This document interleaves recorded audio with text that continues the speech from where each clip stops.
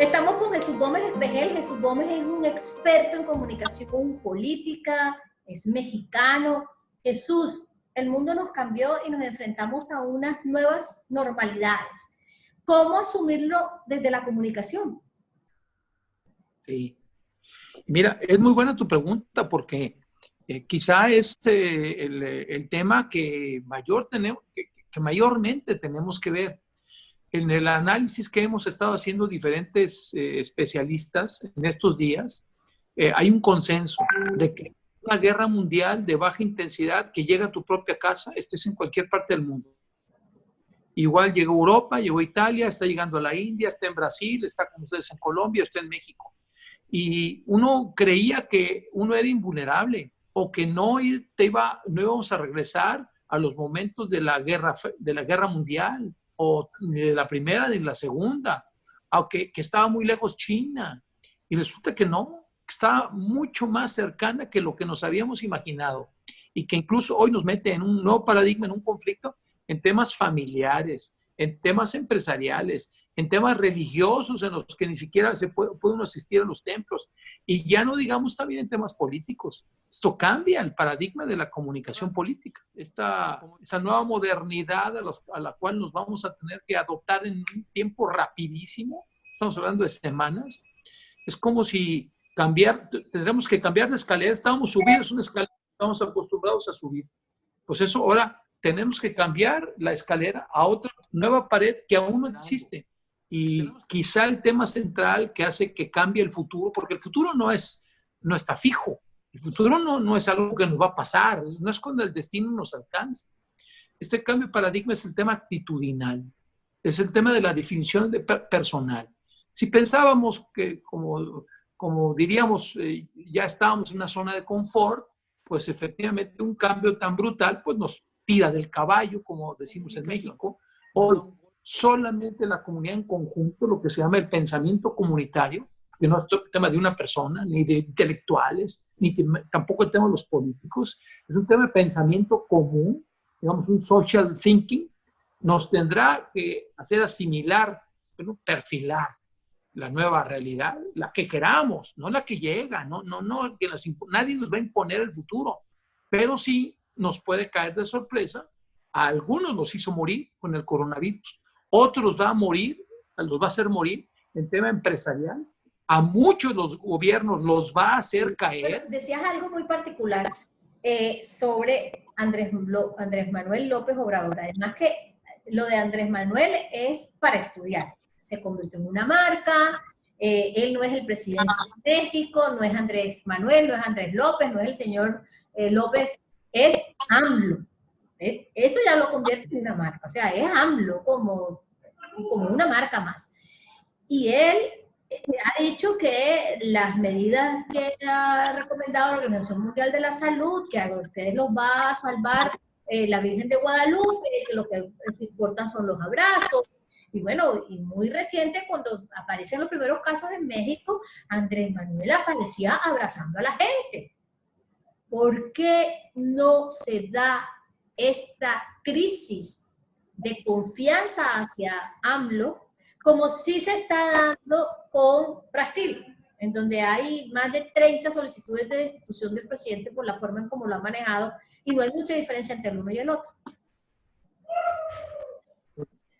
Mira, el problema es sumamente complejo porque primero las realidades que viven los países son diferentes, el contexto es diferente, la historia es diferente y las leyes son diferentes. Entonces, no podría replicarse lo que sucede en un país y esperando que suceda en otro. El caso de México, en esta particularidad, en este contexto, viene de que el señor ganó de una forma democrática abrumadora. 30 millones de personas, mayoritariamente el 52% le dio su voto. Y se lo dio como voto de castigo a los anteriores, como si con eso firmáramos una demanda o iniciáramos un proceso de juicio contra los anteriores. O sea, la gente pensó en el pasado cuando votó por Andrés Manuel López Obrador. Él, efectivamente, con un modelo, ¿qué te podría decir? Muy comercial, muy de promesas, supo entender qué es lo que la gente quería y que principalmente era una reivindicación del pasado. Entonces puso en su publicidad, en su boca, en sus palabras, ideales sociales inalcanzables, además, ¿no? El tema de crecer del 4 al 6%, el tema de acabar radicalmente con la corrupción, el tema de reivindicar en forma extraordinaria a los pobres y hacer un país justo. Son utopías que no se pueden dar y menos se pueden dar en 6 años. Ahora, la realidad ya lo alcanzó. Una cosa es prometer en campaña y lo peor todavía, seguir prometiendo como presidente, porque él no ha dejado de seguir prometiendo. Pero uno podría pensar o que es excelente comunicador o que es muy mal comunicador. La verdad es que no ha pasado el espacio de tiempo suficiente para tener un juicio. Por eso la historia es la mejor juez, ¿sí? Lo que sí ha venido sucediendo técnicamente es que él ha disminuido en las encuestas. De haber tenido incluso niveles de 75, 76%, hoy está en menos de 50%. O sea que el proceso de degradación de la relación del capital político que él tenía con los ciudadanos va en bajada.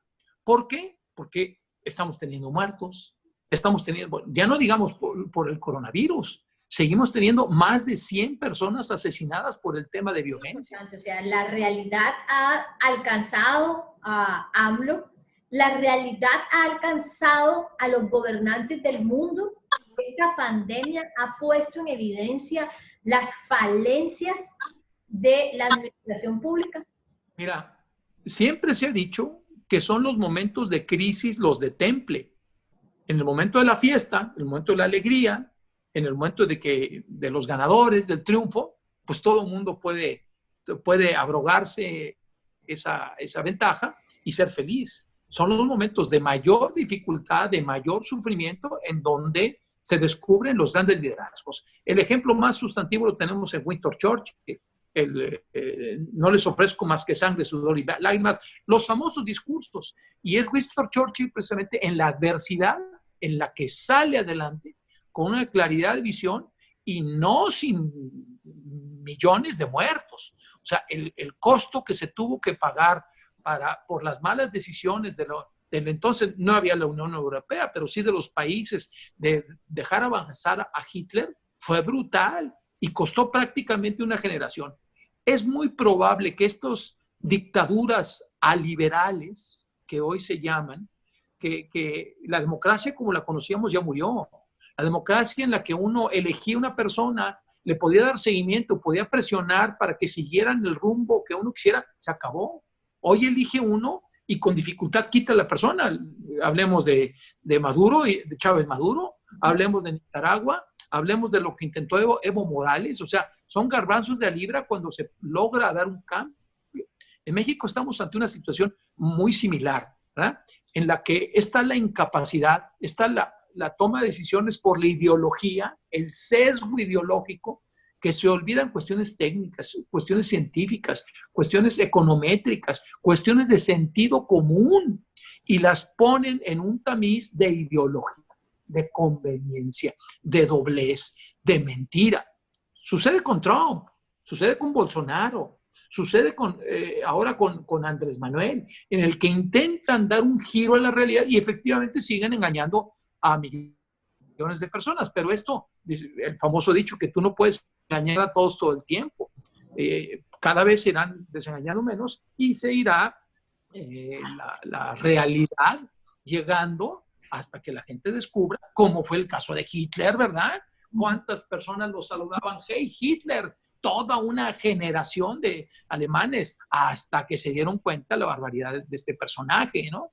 Y lo mismo sucede con los dictadores. La historia dará cuenta que Andrés Manuel López Obrador pasará a la historia, valga la redundancia, como uno de los líderes más incompetentes en la historia de México, de mayor corrupción, de mayor abyección, y seguramente pagará la factura, no sé si en la cárcel o se muera antes, ¿no?